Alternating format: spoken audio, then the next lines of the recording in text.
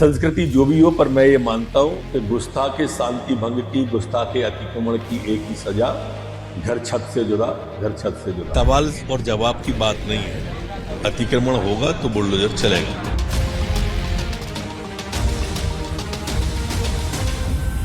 अभी CGI chief justice of India बाहर गए और उनका कहना है कि देश में बुलडोजर जस्टिस नहीं चल सकता। जहाँ पे कानून राज होना चाहिए वहाँ पे बुलडोजर जस्टिस कानून का ही राज है हो सकता और कानून के तहत ही करना। अभी वीएम कुछ नहीं बोल रहे, बोला चुनाव आयोग ही मिला हुआ है, अभी उनका ये है। Fierce confrontation that is now unfolding between the Congress leader Rahul Gandhi and the Election Commission of Election system in India is already dead.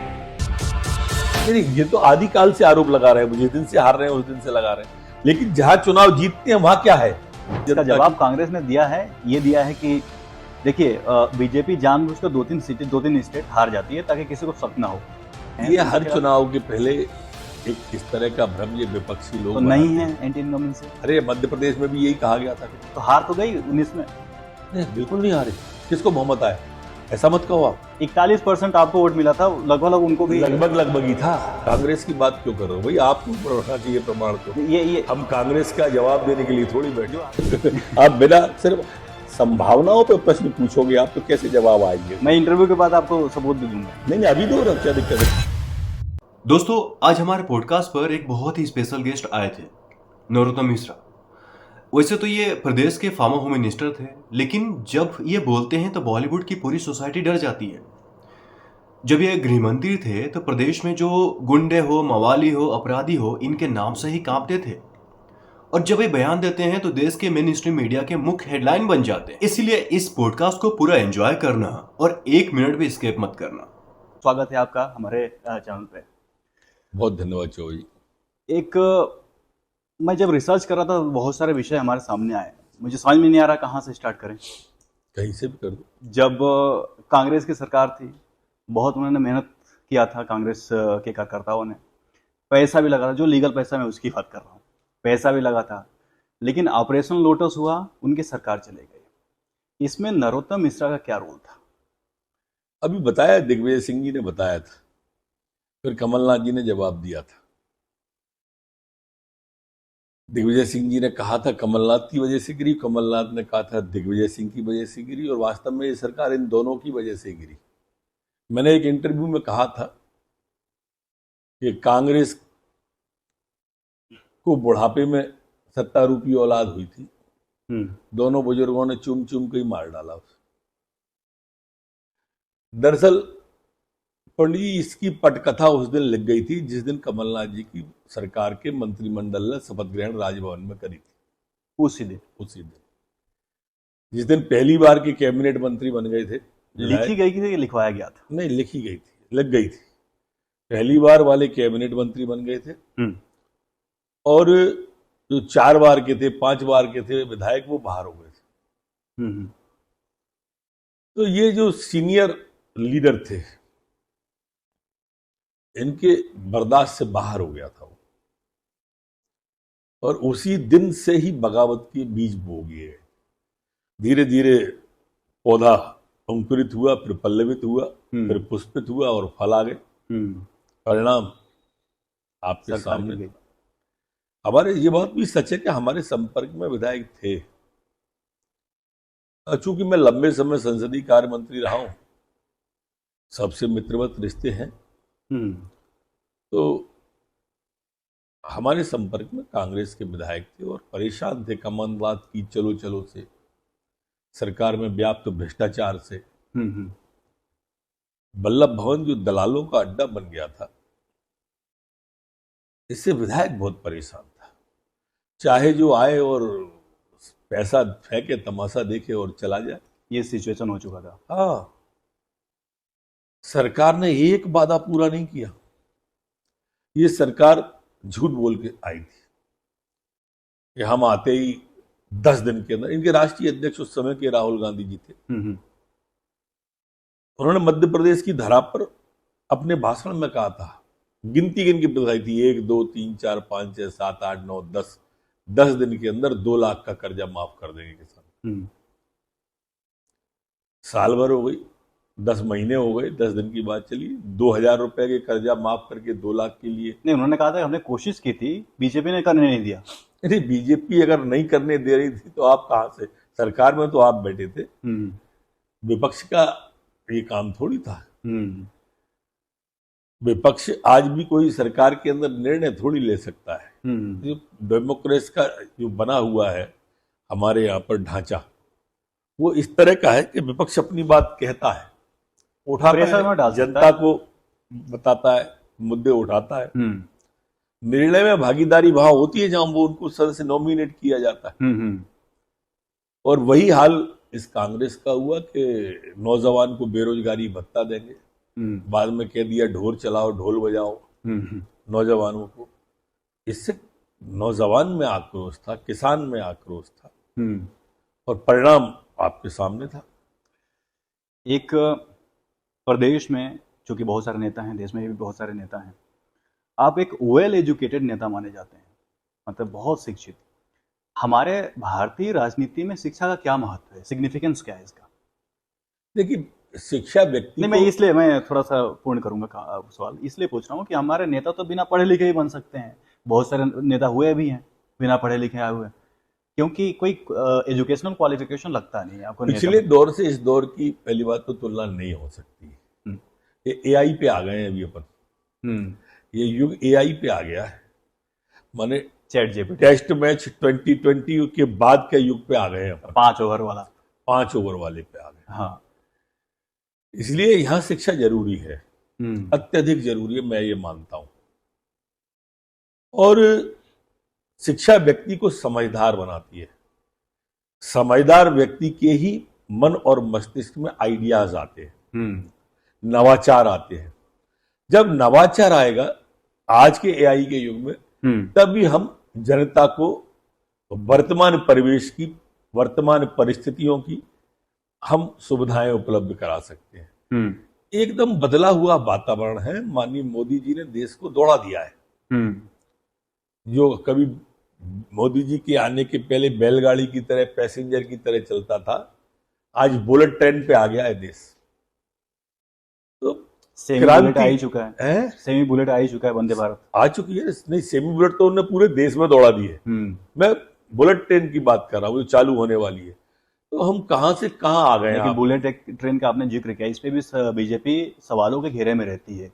जो प्रॉमिसेस किए गए थे 5 से 6 साल में, अभी तक हुए नहीं। क्या 2014-15 में बोला गया जापान से हम जाकर कोलैबोरेशन करते हैं कि कोलैबोरेशन हो गया, 5 साल में आने वाला है, 2019 तक तारीख तय हो गई है। ये जो लोग कहते हैं ना, ये वही लोग हैं जो कहते थे कि सौगंध राम की खाते हैं, मंदिर वहीं बनाएंगे, फिर तारीख नहीं बताएंगे। हमने तारीख बताई, विलम्ब होगा, मंदिर भी बनाया। ये प्रोसेस है इस तरह का, उसको हर प्रोसेस से गुजरना पड़ता है। लेकिन 12 साल हो गए ना प्रोजेक्ट को। नहीं, 12 साल तो मोदी जी को आए हुए हैं भाई। अभी 12 कहां से प्रोजेक्ट की बातें कर रहे हो आप? आपको जो भी बता रहा है वो गलत जानकारी थे। मोदी जी को आए 12 साल हुए हैं, और मोदी जी के आने के 5 साल बाद की बात है वो। मोदी जी को आए हुए 11 साल हो चुके हैं, लेकिन मैं ये कह रहा हूँ कि 2 साल बाद 1-2 साल और लगने वाले हैं, तो जब तक प्रोजेक्ट कंप्लीट होगा 12 साल हो जाएंगे। हाँ, कंप्लीट होगा जब तक हो जाएंगे, पर हो जाएगा कंप्लीट, क्योंकि उस दिशा में बहुत आगे बढ़ गए। मैं एजुकेशन की बात कर रहा था कि जो हमारे देश में यूथ हैं, खासतौर पर जेन जी की बात करते हैं, जो 2000 के बाद पैदा हुए हैं, उनका ये मानना है कहीं ना कहीं पॉलिटिक्स से वो बाहर जा रहे हैं, पॉलिटिक्स के प्रति घृणा है, लोध है। क्या लगता है, मतलब क्या कारण हो सकता है, और क्या हम चेंजेस कर सकते हैं पॉलिटिक्स में, राजनीति में, जो युवाओं को अट्रैक्ट करे? देखिए, हमारे यहाँ मध्य प्रदेश के अंदर या योग है देश के अंदर, हमारे प्रधानमंत्री जी का फोकस रोजगार पे है, फोकस नवाचार पे है। अभी आपने खुद ने एआई की चर्चा की, मैंने एआई की चर्चा की, हमने आपने दोनों ने देश में दौड़ने की चर्चा की। जहां तक जेन जी की जो चर्चा कर रहे हैं, ये वही नाकारा और निकम्मे लोग हैं जो खुद तो सड़क पे आ गए हैं और देश को सड़क पे लाना चाहते हैं। लगातार चुनाव हार रहे राहुल गांधी, लगातार सीरीज है उनके हाथ। लेकिन वो मानते नहीं ना, वो कहते हैं कि वो चाहते हैं कि देश को लाओ। क्या मानते हैं वो कहते हैं कि मैं चुनाव विभाग के कारण हारता हूं, मैं, लोग तो मुझे वोट देते हैं।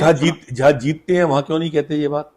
वहाँ चुनाव विभाग अरे भाई वहां पर जीते, जैसे आंध्र प्रदेश में, तेलंगाना में, कर्नाटक में जीते, पंजाब में, हिमाचल में जीते, वहां क्या हो जाता है? पंजाब में अपोजिशन, ये आज वोट चोरी की बात करते हैं, इसके पहले ये ईवीएम की बात करते थे।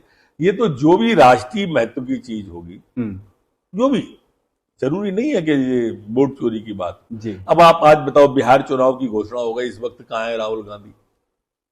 विदेश में है ना। हाँ, विदेश में पिछले 8 दिन से, 8 दिन हो गए, 8 दिन हुए हो, 4 दिन हुए हो, पर है ना विदेश। हाँ, भाई चुनाव हो रहा है और आप विदेश में रहोगे तो वोट चोरी का आरोप तो लगाओगे ही। अपनी अकर्मण्यता को ऐसे नहीं छुपाओ। पंजाब में बाढ़ आई, बाढ़ देखने कहां गए थे? मलेशिया। अब पंजाब की बाढ़ थी, मलेशिया से देख रहे थे। ट्विटर पर राजनीति कर रहे थे ना। Twitter, yes. फील्ड की राजनीति जब तक नहीं करेंगे, जब तक ईवीएम खराब नजर आएगी, इनको वोट चोरी ही नजर आएगी। जनता के बीच जाना नहीं, अगर कहीं चले जाना, एक पद यात्रा निकाल देना, तो फिर महीने भर की छुट्टी मनाने विदेश में जाना, और विदेश में जाके भी भारत की आलोचना करना, भारत का अपमान करना, ये इनका शक्ल है, इनका स्वभाव है। और जो व्यक्ति का ऐसा स्वभाव होगा, स्वाभाविक रूप से आप मान के चलो कि वो लगातार हारेगा ही। और मैं आपको आज कह रहा हूं कि बिहार में कांग्रेस का फजीता होने वाला है। ये आपको पहले से पता है? बिल्कुल। सिर्फ बयान दे रहे हैं कि पहले पता है आपको? नहीं, पता नहीं, बयान दे रहा हूं मैं आपको। मैं वहां की परिस्थिति से वाकिफ हूं ना, मैं बिहार जा भी रहा हूं चुनाव प्रचार की दृष्टि से। मुझे एक बात बताइए कि जैसे जितने भी आपके पिछले कुछ बयान देखा जाए, उसमें एक कंट्रोवर्सी रहती है कि आपको, ऐसा कहा जाता है सोशल मीडिया पे, कि आप जानबूझकर लाइमलाइट में आना चाहते हैं, इसलिए आप बॉलीवुड को टारगेट करते हैं। बीते दिनों की बातें हैं, पर मैंने टारगेट नहीं किया था। मैंने जो बात कही थी, मैं आज भी उस पर कायम हूं। मैंने कहा था कि आप हमारे सनातन धर्म को सॉफ्ट टारगेट मानते, इसलिए आप करवा चौथ पे, मंगलसूत्र के ऊपर, या फिल्मी गाने में आप सनातन को ही टारगेट करते। क्यों? हम तो उनको जब माने जब किसी और धर्म को ले। आज तक इस्लाम पर किसी ने टारगेट नहीं किया। क्यों? सर तन से जुदा होने का डर रहता है। और हमारा हिंदू सहिष्णु है, वो क्रिया या प्रतिक्रिया बहुत सहज में देता है, तो ऐसा नहीं करना चाहिए। लेकिन आप प्रतिक्रिया ऐसे देते हैं कि बॉलीवुड की पूरी सोसाइटी डर जाती है। नहीं, वो चेंज क्यों करते थे? फिर चेंज हुआ, इसका मतलब गलत थे। अगर सकता गलत है नहीं होते, नहीं, गलत में हमने क्या कर दिया?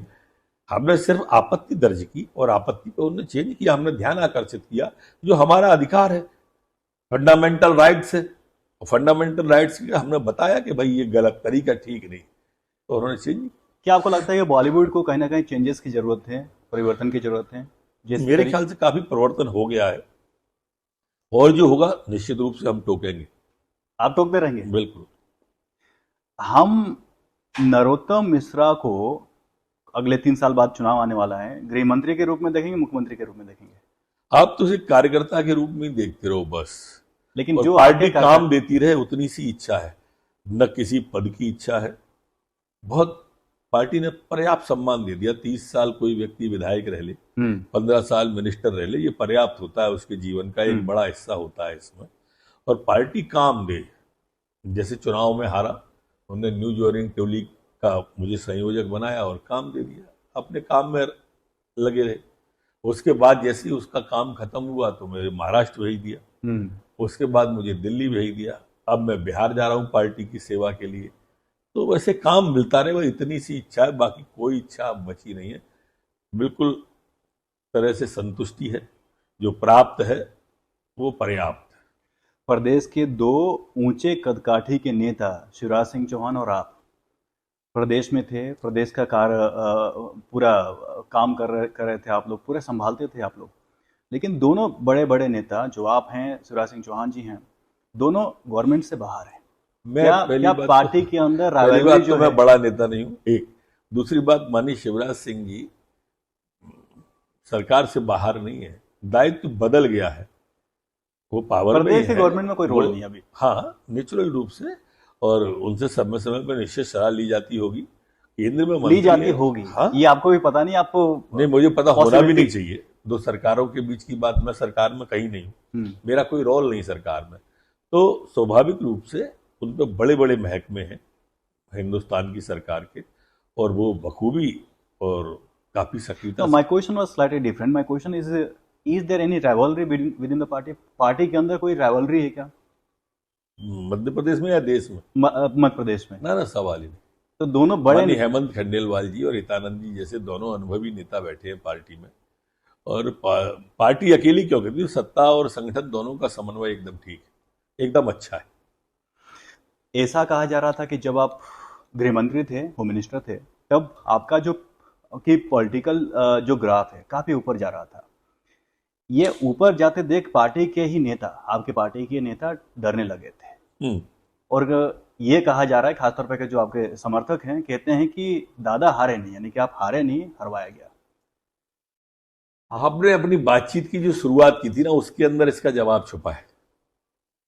आपने कहा था कि कमलनाथ सरकार को गिराने में आपका क्या रोल था, क्या आपका कोई भूमिका थी, आप कैसे मिले जुले लगते हुए 2-3 प्रश्न थे जी। जब मैं बड़े काम करूंगा या बड़े लोगों से विरोध लूंगा तो मुझे तैयारी भी बड़ी रखना चाहिए थी हाँ, चुनाव लड़ते में, और मैंने अगर तैयारी बड़ी नहीं की तो ये मेरी गलती है, किसी की गलती नहीं है, मैं अपनी वजह से हारा हूं।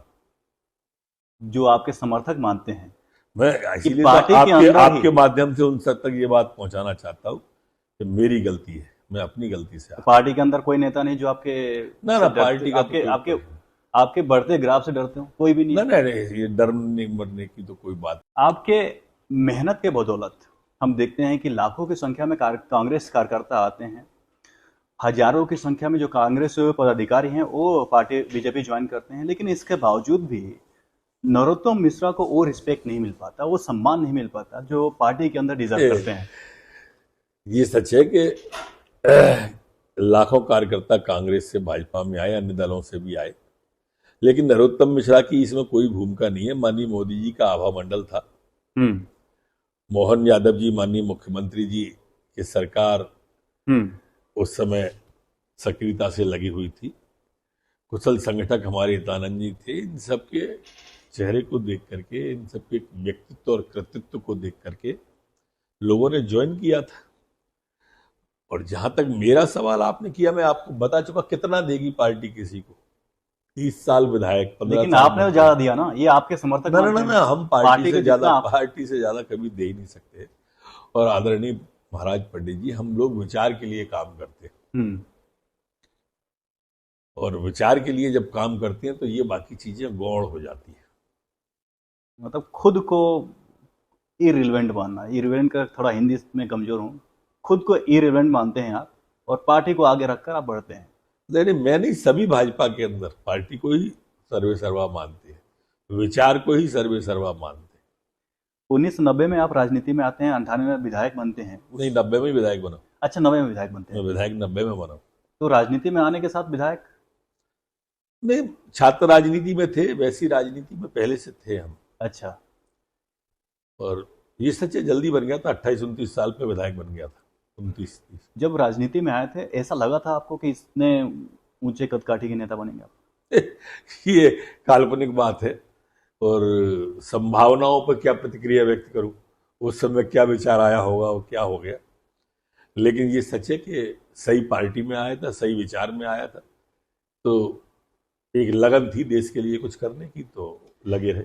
सही पार्टी नहीं, मैं इसलिए बोल रहा हूँ सही पार्टी नहीं क्योंकि उस समय कांग्रेस का जमाना था, बोलबाला था कांग्रेस का, ऐसा देखा आप सोच भी नहीं कांग्रेस का जमाना था, ये सच है, पर मैं साथ में विचार भी कहा, हम विचार के लिए काम करते हैं। ऐसा लग नहीं रहा था कि बीजेपी में कोई ज्वाइन करेगा तो उसका भविष्य उज्जवल होगा। विचार के लिए काम कर रहे थे हम, मैं तो बहुत स्वार्थ के लिए नहीं। हाँ, और बड़े बड़े लोगों का जीवन दे दिया लोगों ने भारतीय जनता पार्टी के लिए।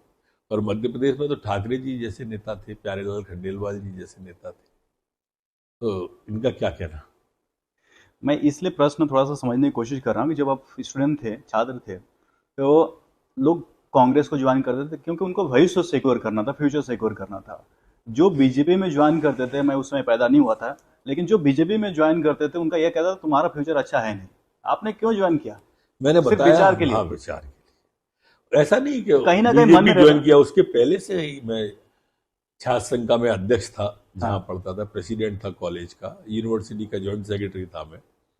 तब भी हम युवा मोर्चा या एबीवीपी के माध्यम से ही चलते थे। विचार के लिए बचपन से ही संघ की शाखाओं में बहुत छोटे से गए हैं, बहुत छोटे से गणवेश पहना है हमने, तो हम विचार से बहुत जल्दी जुड़ गए थे। मतलब मैं इसलिए समझने की कोशिश कर रहा था क्योंकि देखिए ठीक है, विचार के लिए आप आगे बढ़ रहे थे, लेकिन कहीं ना कहीं मन में होता ना कि हमारा फ्यूचर क्या होगा या कहीं फायदा होगा कि नहीं पॉलिटिकली, तो उसके हिसाब से ज्वाइन करते हैं बहुत सारे लोग। मैं कांग्रेस के ये अंदर- उस समय पॉलिटिक्स में जाने का, मैंने बताया, छात्र राजनीति के समय ही हम संघ के नजदीक थे। बाल्यावस्था से ही मेरे फादर भी स्वयंसेवक थे। अकेला मैं ही नहीं स्वयंसेवक था, मेरे फादर भी स्वयंसेवक थे, मेरे बड़े भाई स्वयंसेवक थे जी।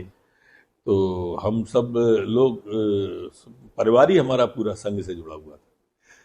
क्या आपको लगता है कि हिंदूज जो हिंदू हैं, उनके जो फैथ हैं, जो उनके भावनाएं हैं, उनको they are it is taken for granted, मतलब उनको ऐसे ही लिया जा रहा है, कोई उतना कदर नहीं किया जा रहा है। हम देख रहे हैं कि जो हिंदू अगर सुप्रीम कोर्ट भी जाता है अपने बातों को रखने के लिए, तो एक तो होता है रिजेक्ट करना, डिक्लाइन करना, लेकिन एक होता है मॉक करके, मजाक उड़ाकर रिजेक्ट करना। तो सुप्रीम कोर्ट में ये भी जो चीफ जस्टिस ऑफ इंडिया हैं बी आर गवाई जी, वो अभी एलिगेशन झेल रहे हैं कि उन्होंने मॉक करके, मजाक करके जो पीआईएल दायर किया गया था उसको रिजेक्ट किया है। कैसे देखते हैं इन सब डेवलपमेंट को? देखिए, दोनों ही प्रसंग दुखद थे, वो दोनों ही बातें थी इस तरह की। लोगों की आस्था और भावनाओं से जुड़े हुए विषय थे वो, और एक फेज था वो अब निकल गया। इस पे कुछ और कुछ नहीं बोलेंगे? ये पर्याप्त है, दोनों ही सम्मानित है। क्या आपको लगता है कि मजाक उड़ाना चाहिए? एक तो डिक्लाइन करना ठीक है, आप किसी का भी मजाक, किसी की भी आस्था के साथ खिलवाड़ नहीं करना चाहिए, किसी का भी मजाक नहीं बनाना चाहिए। हम जब इंटरव्यू कर रहे थे तो इसके 1 या 2 दिन पहले एक वकील हैं, खुद दलित हैं, लेकिन वो जाते हैं चीफ जस्टिस ऑफ इंडिया को एक चप्पल या कोई ऑब्जेक्ट फेंकते हैं। इसको कैसे देखते हैं आप? मैंने कहा प्रारंभ में कि ये दोनों ही प्रसंग दुखद है। एक प्रसंग का नहीं कहा था मैंने, दोनों प्रसंगों को कहा था। आपकी पार्टी पर आरोप लगते हैं कि पार्टी को हिंदू वोट तो चाहिए, लेकिन हिंदुओं के लिए कुछ ज्यादा करते नहीं है। जो हिंदू नेता हैं, अच्छा, मैं गिनाता हूं, आप गिनो। कि हम बचपन से नारा लगाते थे कि जहां हुए बलिदान मुखर्जी वो कश्मीर हमारा है, जो कश्मीर हमारा है वो सारा का सारा है। आज बताइए आप, 370 हटी के नहीं, 35 से हटा के नहीं, लद्दाख आज़ाद हुआ कि नहीं। हम बचपन से लगाना लगाते थे, सौगंध राम की खाते हैं, हम मंदिर वहीं बनाएंगे। आज बताओ, आप मंदिर बन गया कि नहीं? बिल्कुल बना। आप बताओ, सीए हटाए कि नहीं? हटा। एनआरसी के लिए भारतीय जनता पार्टी, हमारा जन्म ही हिंदुत्व की भाव से हुआ है। मैं जिस विचार की बात कर रहा हूं, आप उस विचार पे जाओगे तो लगेगा भाजपा का जन्म ही इसलिए हुआ है। क्या जो नहीं किया है वो भी करने की क्षमता रखने वाले व्यक्ति का नाम अगर कोई है, आप ध्यान करो, क्या था? फारूक अब्दुल्ला जी बोले कि मोदी इस जन्म में तो 370 नहीं हटा सकता। उनका बयान है। फिर हट गई। ओवैसी बोले कि मोदी इस जन्म में तो राम मंदिर नहीं बना सकता। बन गया कि नहीं बन गया? केजरीवाल बोले मोदी इस जन्म में तो दिल्ली नहीं जीत पाएंगे। जीत गए। अब आप बता दो, एक आध और कुछ हो तो। दिल्ली जितना हिंदुओं के इश्यू को अब सब कहाँ कर रहे हैं? मैं हिंदुओं के इश्यू की बात कर रहा हूँ। नहीं, मैं तो उन लोगों की बात कर रहा हूँ जो इस तरह की बातें करते हैं, बड़बोले हैं। मोदी जी ने वो सब करके दिखाया है जो लोग मानते थे कि हो ही नहीं सकता, जो लोग मानते थे कि दंगे हो जाएंगे, खून की नदियां बह जाएंगी। राम मंदिर का शिलान्यास हुआ था और राम मंदिर का फैसला आया तो पत्ता नहीं हिलाया कहीं भी, पत्ता। पूरे देश में शांति का राज्य है, पूरे देश के अंदर लोग लाख कोशिश कर रहे हैं। बने वो लोग जो अभी आपने जैन जी की बात करी, मैं उनकी बात कर रहा हूं। लेकिन आप देखो इन सब नेताओं की मन स्थिति क्या है आदरणीय। जैसे ही कोई पड़ोस के देश का कोई वो आता है, बयान आता है, ये तत्काल सक्रिय हो जाते हैं राहुल जैसे नेता। अभी अमेरिका ने हमारे ऊपर टैक्स लगाया, डेड इकोनॉमी बोला था। डेड इकोनॉमी तो राहुल गांधी ने बोला। नहीं, ट्रम्प ने बोला था। उसी को मतलब इको करते हुए, पुश करते हुए इन्होंने बोल दिया। चलो अच्छा, अपन डेड इकोनॉमी पर ही आ जाओ। आज हमारा जीएसटी का टैक्स कलेक्शन 2.70 लाख करोड़ रुपया है हिंदुस्तान का। अभी तक का सर्वाधिक टैक्स कलेक्शन हिंदुस्तान के अंदर हो रहा है। अभी तक सर्वाधिक तेजी से बनने वाली सड़कें हिंदुस्तान की पिछले वर्षों से चल रही है। आज अभी आपने चर्चा की कि पूरे देश के अंदर वंदे भारत ट्रेन बना के देश का पानी, देश की हवा, देश की मिट्टी, देश की दवा देश के अंदर बनने वाली माने मोदी जी ने चालू कर दी व्यवस्था, और तेजी के साथ में हमारी अर्थव्यवस्था ग्रोथ कर रही है। रोजगार के अवसर जो सदियों से इतने वर्षों में नहीं आए, उतने हमारे राज्य के हो चाहे केंद्र के हो आ गए। और उसके बाद में कहां से, इसीलिए तो ये कह रहे हैं डेड इकोनॉमी है, सड़क पे आ जाओ। खुद सड़क पे आ गए, क्यों नहीं आ रहे लोग इनके कहने? इन्फ्लेशन रेट भी कम है, कंट्रोल में है, महंगाई कम हो गई। अभी जो जीएसटी में किया है, क्रांतिकारी कदम उठाया। लेकिन जिससे रोड का आपने जिक्र किया, कहा जाता है कि जो रोड बनाया जाता है उसमें करप्शन है। मतलब रोड आप बनाते हैं 2 दिन बाद खराब। एक रोड बता दो आप तो जो केंद्र सरकार बना रही है और खराब हो रही है, एक सिंगल पूरे देश की। राहुल गांधी जी क्या कहते हैं, देखो उनका बौद्धिक स्तर क्या है आप भी जानते हो, मैं भी जानता हूं, दोनों जानते हैं हम। वो एक दूसरे के कहे अनुसार चलने वाला जीव जो है ना, वो ऐसे ही बोलेगा, कुछ तो भी बोलेगा, कहीं भी बोलेगा। उनके मीम्स बन चुके बहुत सारे। वो तो बीजेपी बनवाती है ना। नहीं, कोई भी बनवा है, आखिर बोलोगे तो आप तब बनेंगे ना। कोई एआई से तो नहीं बना है ना एक भी। जब आप बोलेंगे तभी बना है। अगर झूठ बोला है तो आप खंडन कर दो। तो झूठ नहीं, वो कहते हैं कि जो रिलेवेंट पार्ट है आउट ऑफ कॉन्टेक्स्ट उठाकर वो बोलते हैं, जैसे उनका एक... अरे भाई उसमें वो शब्द आया होगा तभी बोला होगा ना, हमने आगा और पीछा हटाया, ऐसा आप कहते हो। ऐसा वो कहते हैं या आप कहते हो? अभी मेरे से तो आप ही कह रहे हो। हाँ। ऐसा नहीं है, उनके बौद्धिक स्तर को पूरा देश ने देखा है जी। हमने बनवा दिया। अच्छा एक बात बताओ मुझे, संसद के अंदर सोता हुआ हमने बनाया था, वो सोए थे या हम सोए थे? खाट पर सभा उत्तर प्रदेश में करने गए थे, हमारे कहने से गए थे। अच्छा, खाट सोने के लिए होती है कि संसद? ये बताओ। भाषण देने के लिए खटिया होती है कि संसद होती है? ये संसद में सोते हैं, खाट पर भाषण देते, देना चाहिए संसद में भाषण और खाट पर सोना चाहिए। अच्छा, संसद में आंख मारते हुए वो भी हमने बनवाया, वो भी हमने बनवाया था। लेकिन कुछ तो है। अरे कुछ तो है, ऐसे करके आप सेव मत करो। जो गलती है, एक राष्ट्रीय नेता है, एक नेता प्रतिपक्ष है, अगर वो इस तरह के बयान देगा तो स्वाभाविक रूप से मीम्स बनेंगे, चर्चा में आएंगे। डेड इकोनॉमी की आपने आधार क्यों नहीं रखा उसका? ट्रम्प ने रखा ना, कि ट्रम्प ने बोला है। अरे ट्रम्प ने बोला है, मैंने वही कहा कि दूसरे जो बोलते हैं उसको बोलने का जो काम करते हैं। हाँ। मैंने आपको आंकड़ा दिया, 2.70 लाख करोड़ $1 बिलियन की हमारे पास जीएसटी का टैक्स कलेक्शन है। फास्टेस्ट मेजर ग्रोइंग इकोनॉमी है इंडिया। इंडिया अभी फास्टेस्ट, चाइना को पछाड़कर India fastest major growing economy बन चुकी है। विश्व की 5वीं ताकत से आगे निकल गए, चौथी ताकत से आगे निकल गए।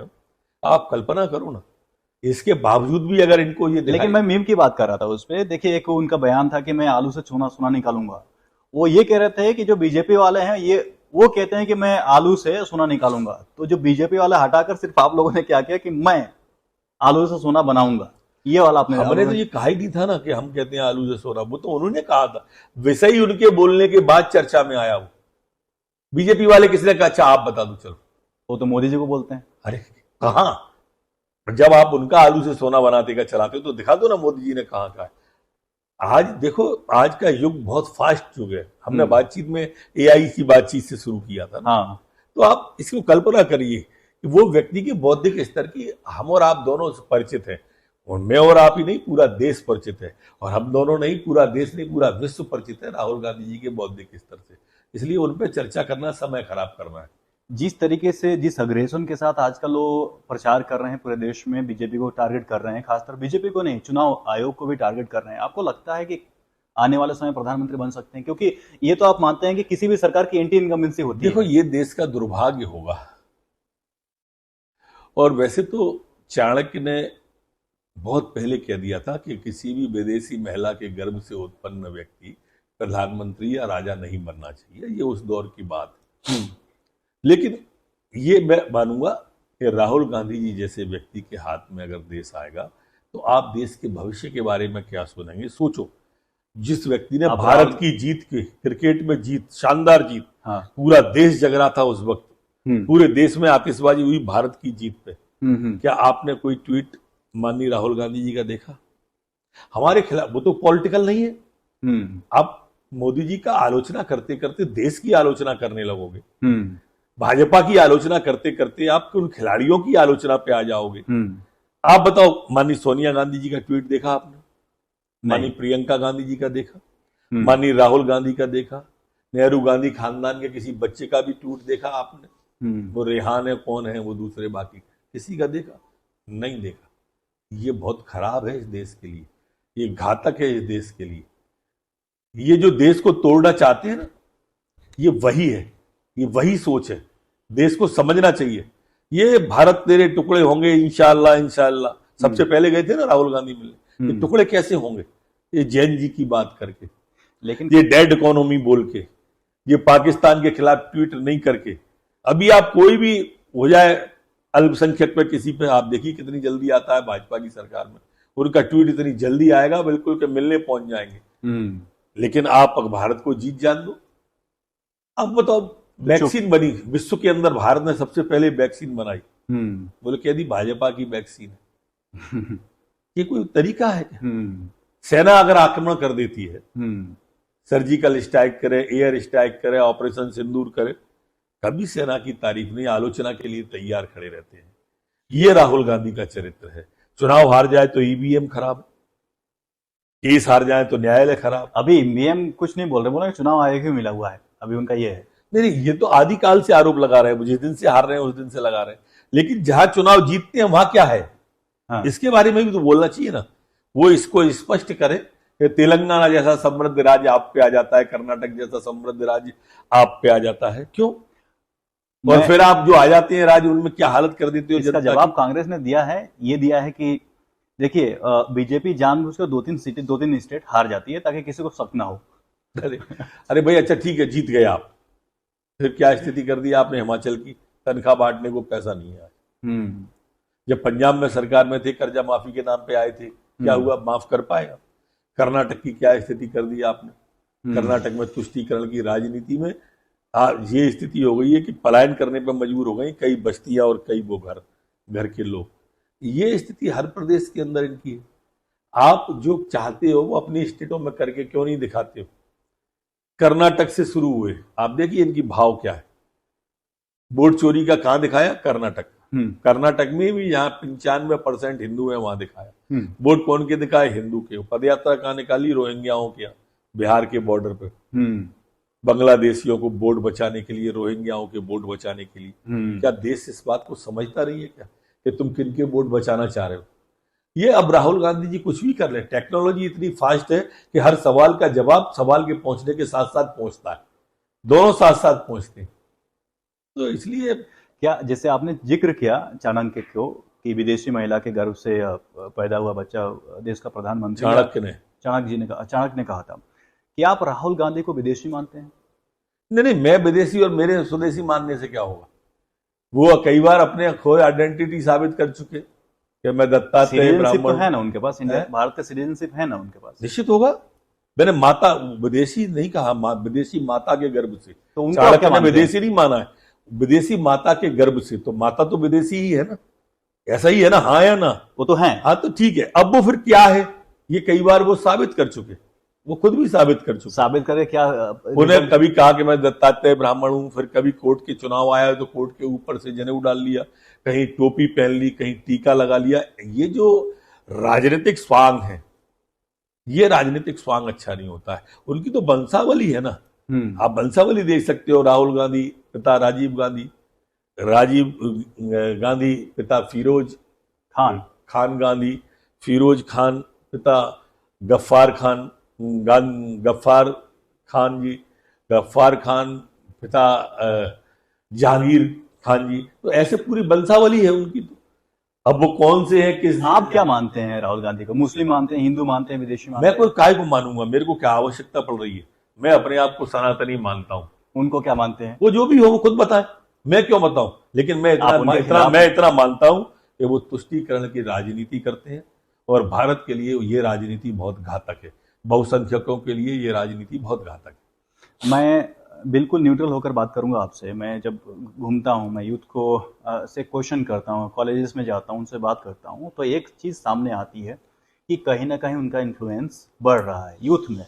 कहीं ना कहीं जो एंटी इनकम्बेंसी की बात करें तो थोड़ा सा उनके फेवर में है और बीजेपी के अगेंस्ट है। अगर वो सफल होते हैं और प्रधानमंत्री बन देखो, गए। उनका इन्फ्लुएंस अगर बढ़ रहा है तो मैं मानता हूं कि वो और कहीं ना बीजेपी कहीं नाकाम हो, मतलब भ्रम की राजनीति, राहुल गांधी के शिकार हो रहे हैं वो लोग। देश के लिए घातक है। आज की तारीख में एआई के इस युग में नौजवान जल्दी आउटपुट चाहता है, क्योंकि वो हाथ में मोबाइल है, हाँ, जल्दी आउटपुट चाहता है। वो 1 मिनट के रील से उनके पास इंफॉर्मेशन पहुंचता है। 1 मिनट के अंदर, मैंने कहा सवाल के साथ जवाब आता है। हाँ, सवाल के पहले जवाब नहीं आता, साथ जवाब आने लगा है। तो स्वाभाविक रूप से कोई चीज उनको और फास्ट चाहिए होगी। लेकिन ये तय मानिए कि अगर हमारी गाय ज्यादा दूध नहीं दे रही है तो इसका मतलब ये तो है नहीं कि कसाई को बेच दो। हाँ, अपन को इंतजार करना चाहिए और या उसकी और हमको समृद्ध करना चाहिए, पीना बांट और खली उसको और ज्यादा खिला के हाँ। ये करना चाहिए। लेकिन ऐसे हाथ में नहीं जाना चाहिए जो देश के लिए घातक हो जाए। मैंने इसलिए सारे उदाहरण देश के लिए घातक क्यों है ये भी बताया आपको। बिहार इलेक्शन में आप जाने वाले हैं जी, जाने वाला। और क्या लगता है आपको, जो मीडिया रिपोर्ट्स कहती हैं वहां भी एंटी इनकम्बेंसी है, नीतीश कुमार के कई सालों से राजनीति में है, ये तो हर क्या- चुनाव के पहले एक इस तरह का भ्रम ये विपक्षी लोग तो नहीं बनाते है हैं। Anti incumbency? अरे मध्य प्रदेश में भी यही कहा गया था कि नहीं? तो हार तो गई 19 में। नहीं, बिल्कुल नहीं आ रहे। किसको बहुमत आया? ऐसा मत कहो आप। 41% आपको वोट मिला था, लगभग उनको भी लगभग ही था, हारे नहीं थे। 0.1% हारना था। इसको नहीं कहते, एक को भी बहुमत नहीं आया था। 8 काट जोड़ के सरकार बनाई थी। सपा लिया था, बसपा लिया था, निर्दलीय लिए थे। हाँ। और फिर क्या हुआ?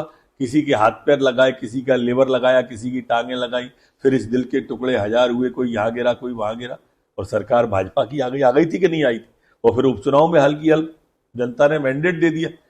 तो ये मत कहो कि वो आ गए, वो कभी नहीं आए 25 साल में, और आगे आने वाले 25 साल आने वाली नहीं कांग्रेस। नीतीश ग्रास रूट पे खत्म हो गई है कांग्रेस। ये परजीवी पार्टी तो है, वहां पे कांग्रेस नहीं है ना, सत्ताजीवी पार्टी है। लालू की पार्टी है वहां पर, आरजेडी दोनों ही है, दोनों ही है। जैसे आप दिल्ली में कहते थे कि केजरीवाल की पार्टी है, वहां कांग्रेस नहीं है, ऐसे ही आप वहां पे कह रहे हैं। और दोनों का इतिहास देख लो आप, तो लालू का ही देख लो। एक बार तो वो सरकार बना चुके हैं। वो ऐसे ही बना चुके हैं, तब भी वो आए नहीं थे, ऐसे ही बना चुके तो हैं। देखिए, जो ये नीतीश जोड़ तोड़ की सरकारों को आप बहुमत मत कहिए। आप ये मान के चलिए कि बिहार का जंगल राज वो हरा करने आया था, जो बीच में आया था। कमलनाथ की सरकार आई थी, भ्रष्टाचार कांग्रेस कैसे करती है ये हरा करने आई थी, जो 25-25 साल को ऑक्सीजन यहां भी दे गई और वहां भी दे गई। और वहां पर जो जंगल राज है, जनता कभी नहीं भूल सकती है। किस तरह से बूथ कैप्चर होते थे, किस तरह से लोगों को अपहरण होते थे, किस तरह से फिरौती वसूल की जाती थी, किस तरह से चारा घोटाला किया जाता था। तो आप इससे अंदाज कर लो। नीतीश कुमार आपके पार्टी में नहीं है, लेकिन उनको एक संज्ञा दी जाती है पलटू राम। अब क्यों दी जाती है? क्योंकि उनका इतिहास रहा है, हिस्ट्री रहा है। मुझे आप ये बताइए, थ्योरेटिकली अगर आप चुनाव हारते हैं, बीजेपी ज्यादा सीटें लाने में कामयाब रहती है, तो क्या हम नाकामयाब की बात में विचार ही नहीं करते और सुनना भी ठीक नहीं समझते। कम आती है हम आपको सीटें? आशावादी है, आत्मविश्वास से भरे हुए। और वहां आप तय मानिए, मेरी कई जगहों फोनों से बात हो रही है लगातार जाने के पहले। मोदी जी के नाम की वेव है, बहुत तीव्र वेव है। मोदी जी के आभा मंडल के प्रकाश में हम बहुमत से सरकार बनाने जा चलिए, रहे हैं। मान लीजिए कि अगर आप सीटें कम आते हैं बीजेपी को, मान नहीं, ऐसा नहीं, मान नहीं सकते। मान लीजिए आप 2/3 आता है, मान लीजिए 3/4 है, मानेंगे तो यही मानेंगे। निराशाजनक बात करते नहीं, मैंने बताया आत्मविश्वास से लवरेज रहते हैं हम लोग। मुझे लगता है कि बहुत सारे जर्नलिस्ट से आप रोज बात करते हैं, आपको पता है क्या जवाब देना है। मैं आगे बढ़ता हूँ।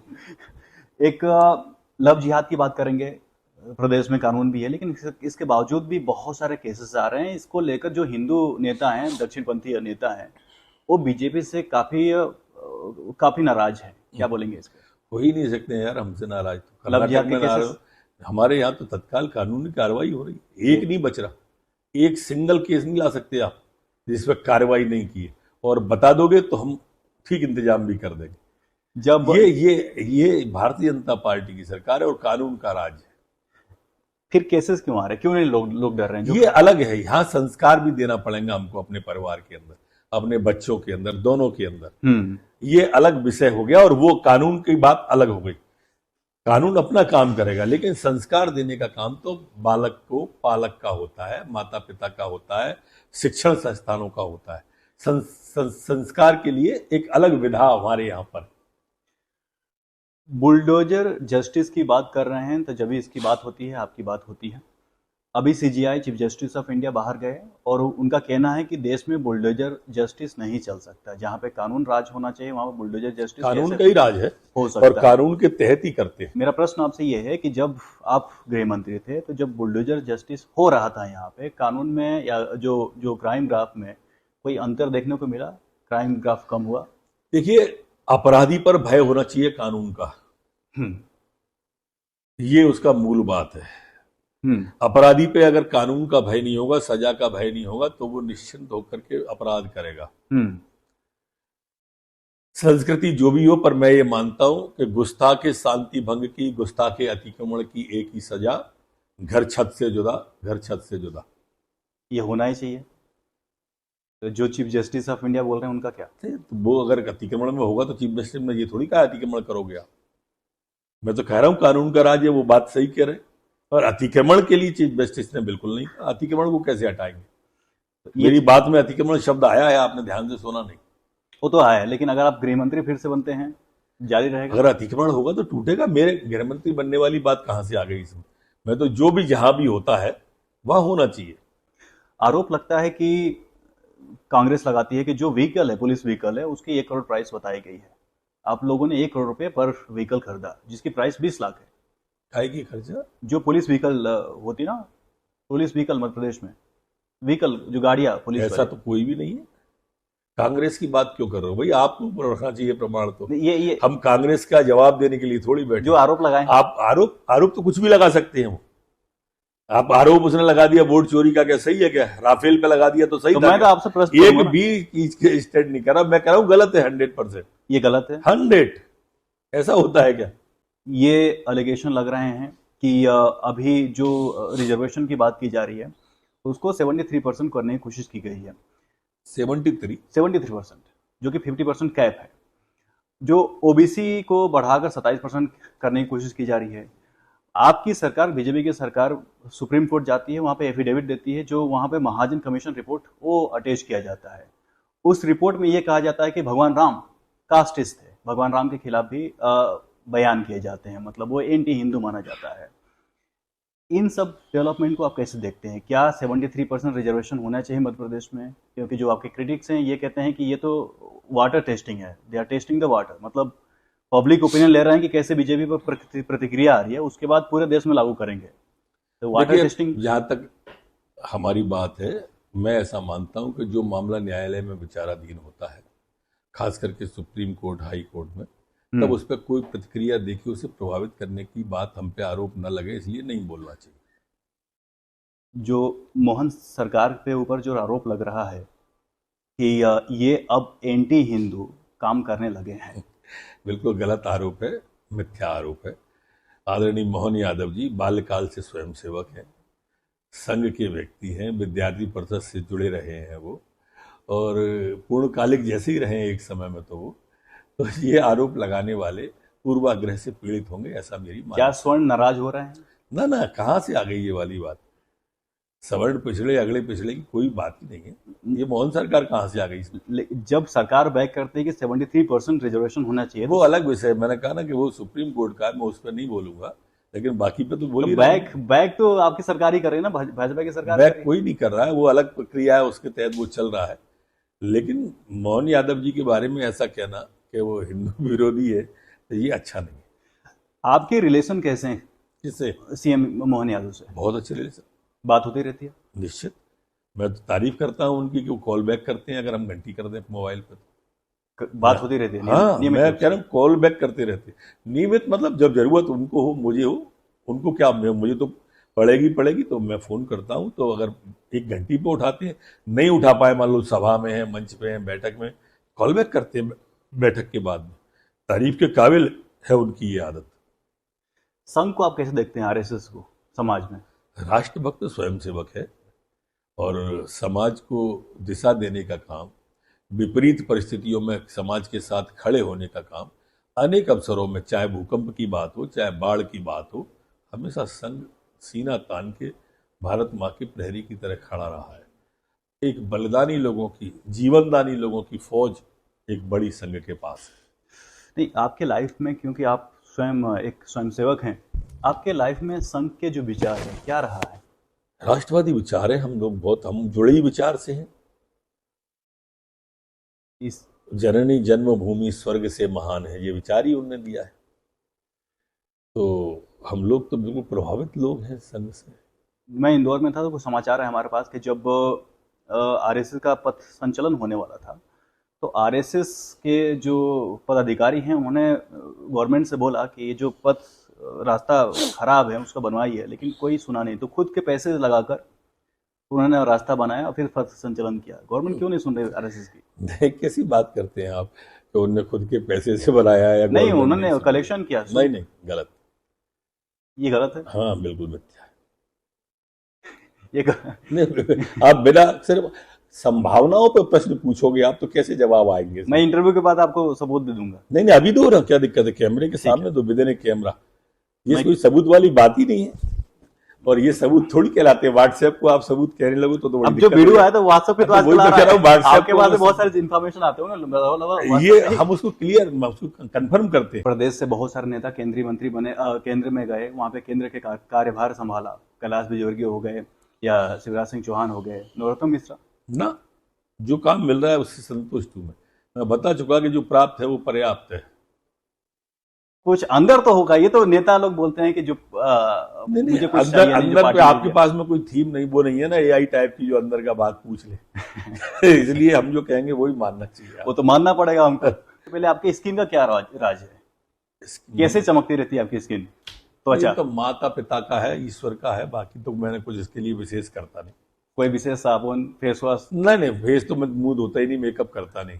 हाँ ये है कि पूड़ी पराठे एक टाइम खाता हूँ मैं, पक्का खाना खाता हूँ एक समय। घी दूध का है, घी दूध ही ज्यादा खाते रहते हैं।